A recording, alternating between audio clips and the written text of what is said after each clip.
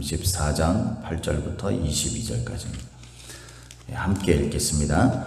시드기야 왕이 예루살렘에 있는 모든 백성과 한 가지로 하나님 앞에서 계약을 맺고 자유를 선포한 후에 여호와께로부터 말씀이 예레미야에게 임하니라.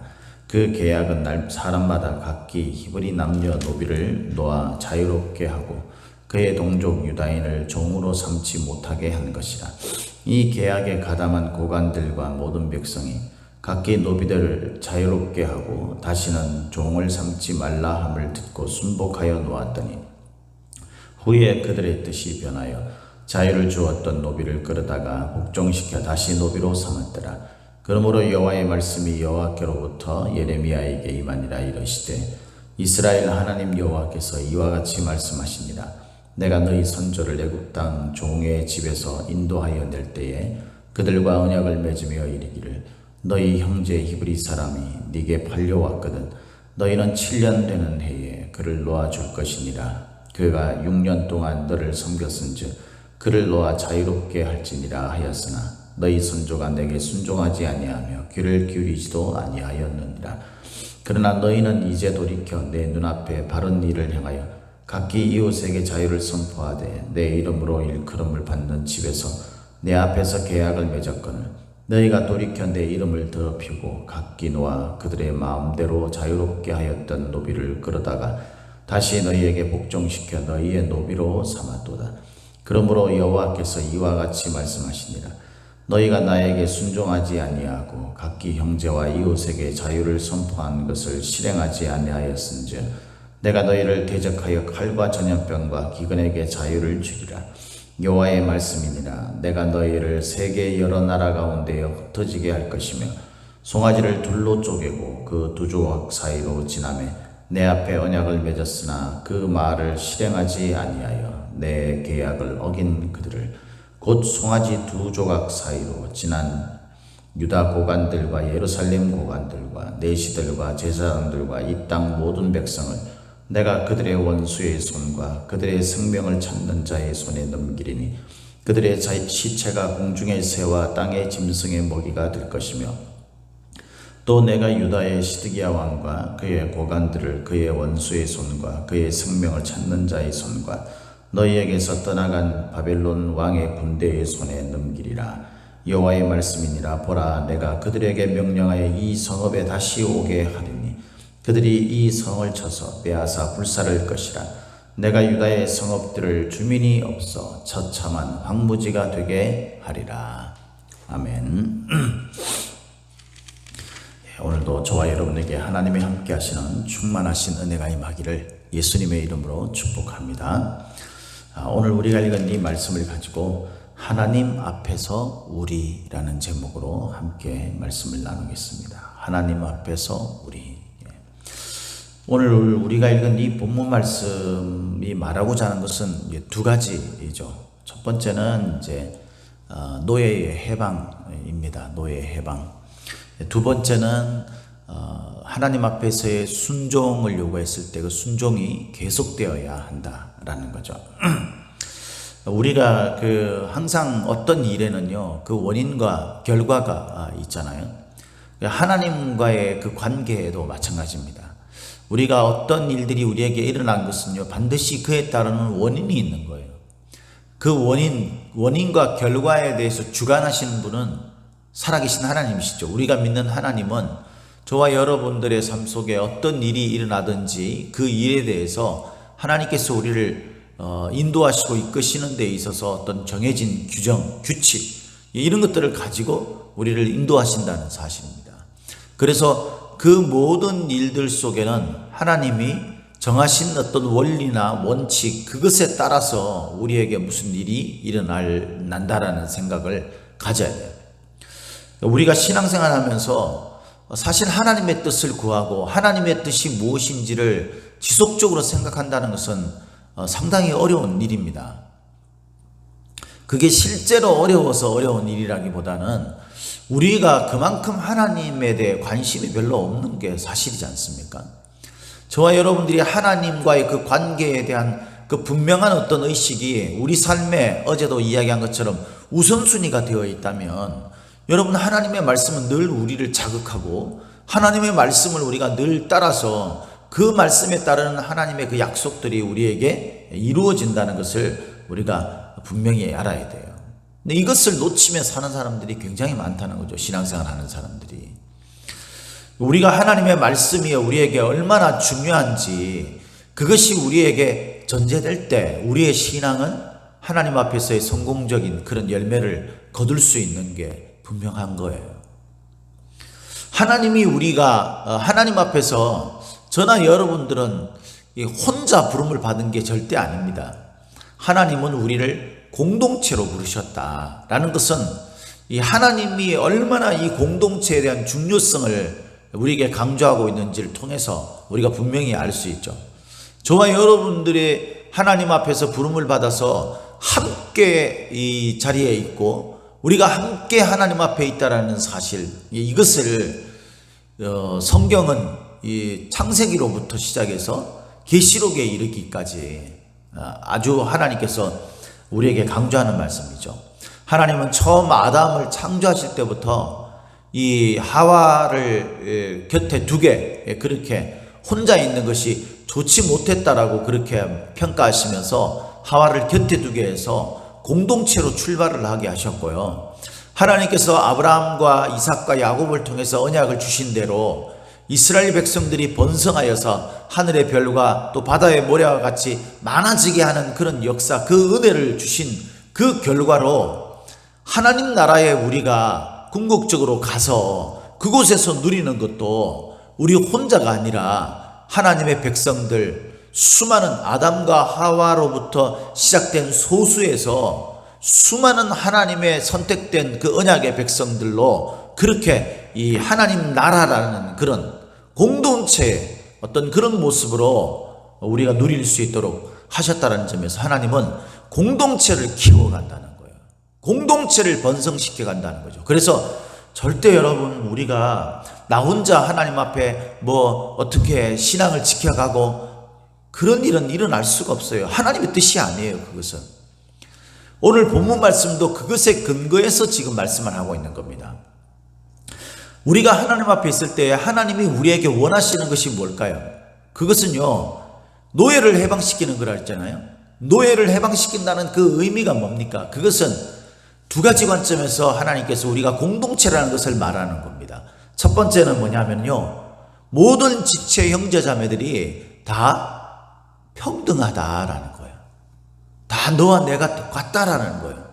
그러니까 우리 마음속에 저 사람이 나보다도 뭐 못하다 이런 생각을 가지는 것을 교만이라고 이야기하면서 하나님이 매우 싫어하시죠.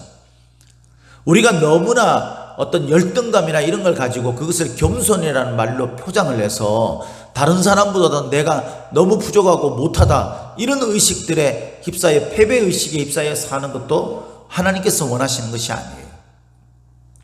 하나님은 우리 모두가 하나님 앞에서 동일한 형제자매며 하나님의 자녀고 백성인 것을 우리에게 말씀하고 있는 겁니다. 그래서 오늘 본문에 이제 이 바벨론의 공격을 받고 지금 절체절명의 위기 속에 있는 그런 시드기야에게 하나님은 예레미야를 통해서 그렇게 말하죠.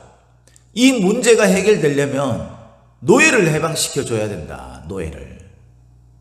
이 문제가 해결이 되려면 노예를 해방시켜줘야 된다. 여러분, 노예를 해방시키는 것하고 전쟁이 없어지는 것하고 무슨 연관이 있겠어요? 우리가 전쟁이 일어나면 상식적으로 생각해 보면 무슨 용사를 준다든가 훈련을 시켜가지고 뭐 어떻게 한다든가 아니면 하나님께서 하늘의 군대를 내보내 이런 어떤 말씀, 이런 것들을 통해서 전쟁에 승리하게 될 거라든가 이 전쟁이 이런 식으로 말씀을 하셔야 되는 거죠.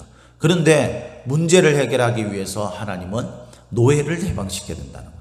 이걸 오늘 본문 말씀에는 매우 중요한 하나님의 뜻이고 하나님과 이스라엘 사이에 맺은 언약이다라고 이야기를 합니다. 그죠? 우리 13절 말씀을 한번 볼까요?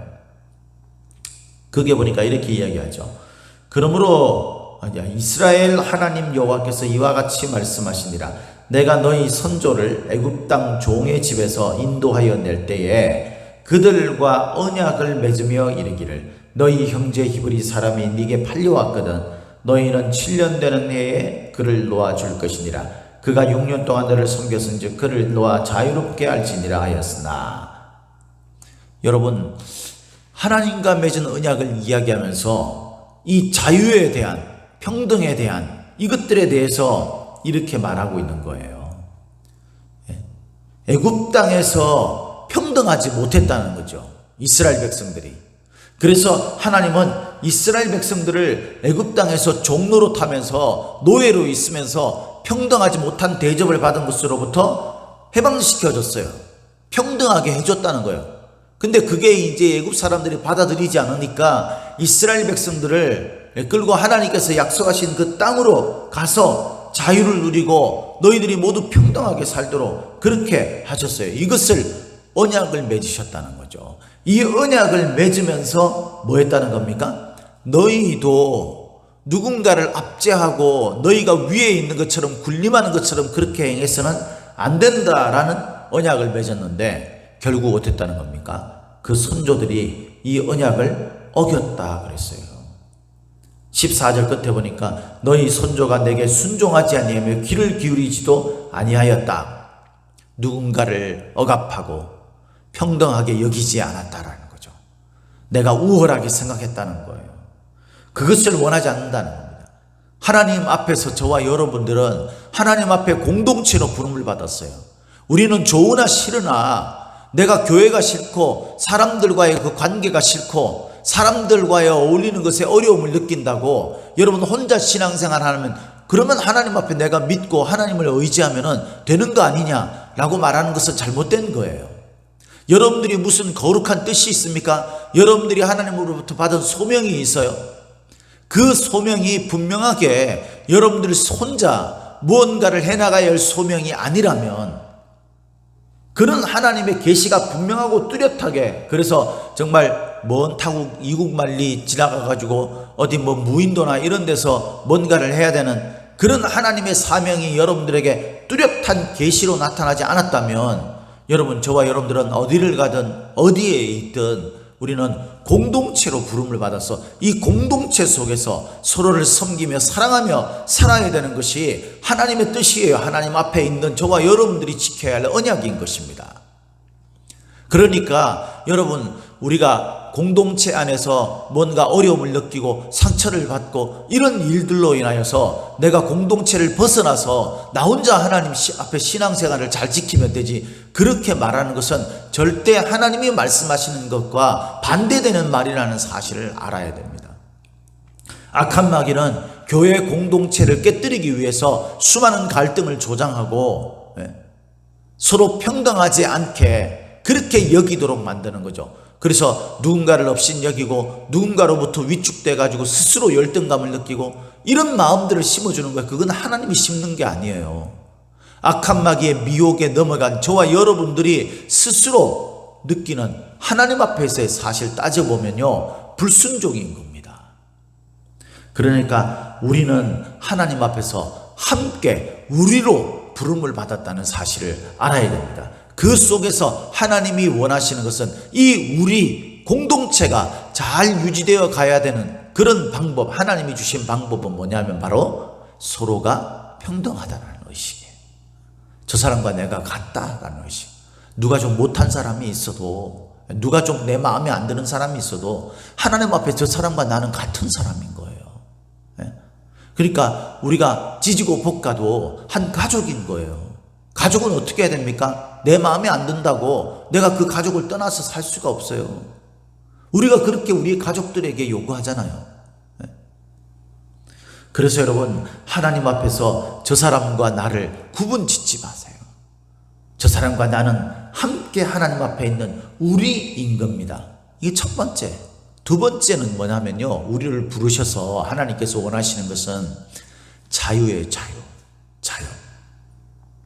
자유는요, 두 가지가 될 때에 우리에게 일어나는 것입니다. 첫 번째는 종으로부터 해방되어야 되는 겁니다. 종으로부터. 내가 뭔가로부터 매여 있는 것에서 해방될 때, 그때 우리가 자유를 느끼게 되는 거죠. 그죠? 내가 뭔가에 매여가지고 거기에 있으면 그것의 노예가 되는 거예요. 우리가 돈에 매여가지고 그것에 막 아둥바둥 그러면은 그 돈의 노예가 되는 것이고, 우리가 사람들의 어떤 거기에 막 매여가지고 아둥바둥 거리면 그건 사람의 노예가 되는 겁니다. 다양한 그런 우리를 노예로 삼을 수 있는 것들이 많죠. 여러분, 취미, 우리가 좋다고 하는 거잖아요. 근데 그것으로 인해서 우리가 마땅히 해야 할 어떤 그런 공의로운 일이나 의로운 일이나 마땅히 해야 할 어떤 그런 일들이 방해받는다면 그건 그것의 종이 되어버린 거예요. TV 같은 데 보면 어떤 사람들 상담하고 이런 사람들 중에서 어떤 사람들은 여러 가지 그런 취미나 이런 것들에 매여가지고 가정을 잘 돌보지 않고 그렇게 막 그거 좋다고 막 그게 쫓아가는 사람들 있잖아요. 그런 사람들 보면 여러분 정상적이지 않죠. 나는 그 정도까지 아니다 라고 생각할지 모르지만, 우리가 그것들에 매여가지고 다른 것들을 잘 돌아보지 못하고 다른 것들보다도 그것에 더 많은 시간들을 빼앗겨 산다면 그것의 노예가 되는 것입니다. 그러면 우리에게 자유가 없는 것이나 마찬가지인 거예요. 매여 살게 되는 것이에요.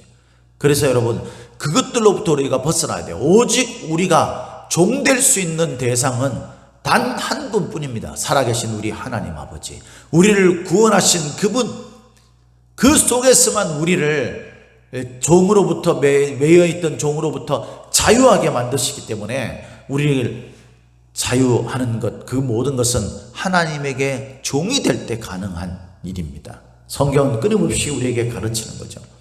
그래서 우리가 무언가로부터 매여있는 것으로부터 벗어나야 돼요. 그죠? 두 번째는 이 종이라는 것은요, 어떤 다른 것이 자유하지 않도록 우리가 그것을 속박시킬 때 자유를 누릴 수 있어요.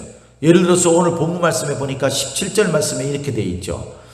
그러므로 여호와께서 이와 같이 말씀하시니라. 너희가 나에게 순종하지 아니하고 각기 형제와 이웃에게 자유를 선포한 것을 실행하지 아니하였은즉 내가 너희를 대적하여 칼과 전염병과 기근에게 자유를 주리라. 이게 무슨 말이냐면요, 우리가 자유를 누리기 위해서 하나님께서 말씀하시는 그 말씀의 종이 되지 않으면 다른 게 자유가 된다는 거예요. 우리가 자유를 누리고 싶은데 다른 것이 자유가 됩니다. 그 자유가 된 것이 뭐냐면 칼과 기근과 이런 것들인 거죠. 그러니까 하나님은 전염병과 이런 것들을 이렇게 딱 묶어 놓은 거예요. 우리의 자유를 위해서. 그런데 우리가 그 자유를 이렇게 방종하는 데 쓰고 하나님의 말씀에 순종하는 삶을 살지 못하는, 하나님의 종으로서의 삶으로 있지 못하는 것이 돼요. 그렇게 우리가 우리의 자유를 내 멋대로 그 자유를 누리려고 할 때, 그때 하나님은 묶어 놓았던 그 모든 것들을 자유하게 해서 그것들이 마음껏 나를 종으로 삼도록 하겠다라는 거예요.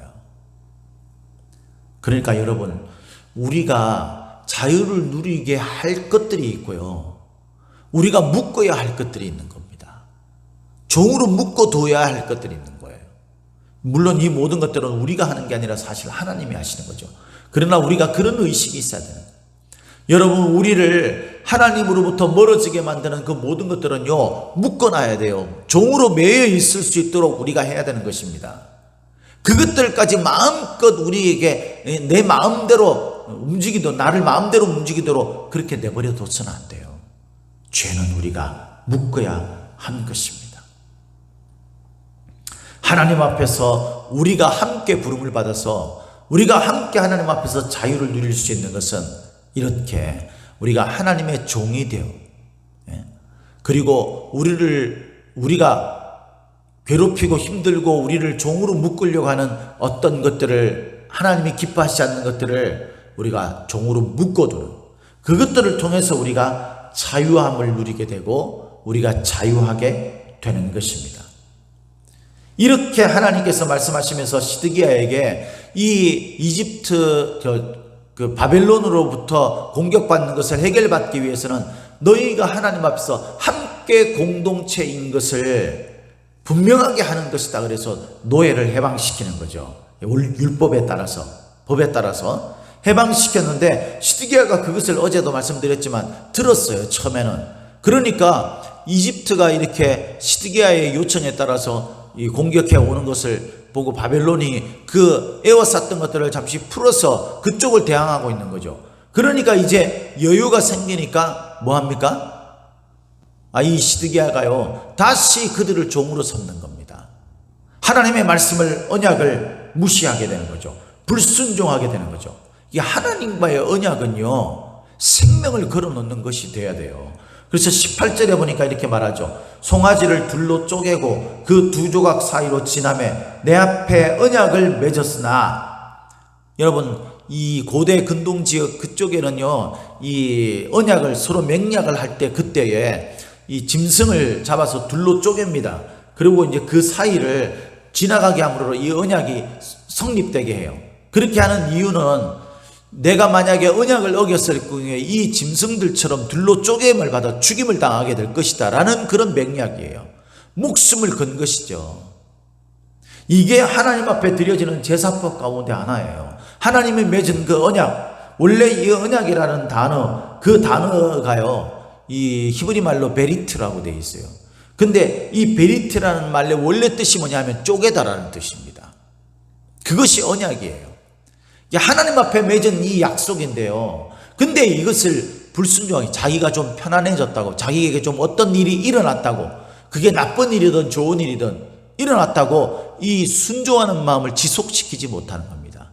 그래서 결국 하나님은 이 시드기야에게 예레미야를 통해서 멸망받고 포로로 끌려가고, 22절에 보니까 다시 이 바벨론을 돌아오게 해가지고 이 성읍을 쳐서 많은 사람들이 빼앗아 불살라지게 되고 죽임을 당하게 되고 끌려가게 되고 주민이 없어 처참한 항구지가 되게 하리라, 그렇게 말씀하잖아요. 사랑하는 성도 여러분, 저와 여러분들은 하나님 앞에 부름을 받은 공동체입니다. 하나님은 저와 여러분들에게 그 언약을 맺으신 거예요. 우리 혼자 언약을 맺으신 게 아니라 우리가 함께 언약을 맺은 자들입니다. 그래서 이 속에는 하나님 앞에 맺은 언약대로 서로가 서로를 존중하고 사랑하며 섬기는 평등의 의식이 있어야 합니다. 너와 나는 같은 사람이라는, 우리는 하나이라는 의식이 있어야 되는 거죠. 이러기 위해서는요, 이 하나됨을, 하나님이 주신 그 자유를 억압하고 오히려 다른 하나님 앞에 불순종으로 매이게 하는 어떤 것들을 묶어야 하는 겁니다. 악한 것들은 묶으십시오. 그것들에 나 자신을 내버려 두지 마시고 하나님 기뻐하시지 않는 것, 하나님이 원하시는 뜻에 따라서 사는데 방해되는 것들은 여러분들이 과감하게 그것을 묶어버려야 합니다. 그리고 하나님이 우리에게 말씀하신 이 말씀, 이 약속들을요, 좀 끝까지 지키려고 하십시오. 순간의 어떤 상황에 따라서 이랬다 저랬다 하지 마시고 좀 끝까지 지켜갈 수 있기를 바랍니다.